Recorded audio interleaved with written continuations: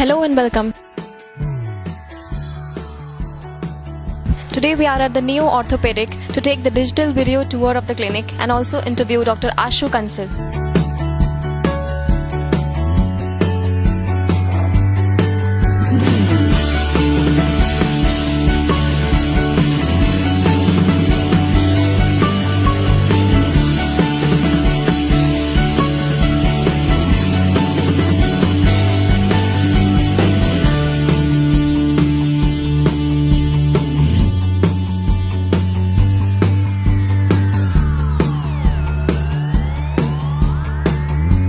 I'm Dr. Ashu and I'm working right now as a senior consultant orthopedics in Cygnus Orthocare Hospital. It's in Hoskas, South Delhi since the last 4 years, and I am done my UG undergraduation from Azad Medical College and post-graduation in MS Orthopedics from Safdarjung Hospital, Delhi, and I've been trained from UK, Manchester for a year in lower limb arthroplasty, and from Sports Injury Center and Safdarjung itself in trauma and arthroplasty and arthroscopy.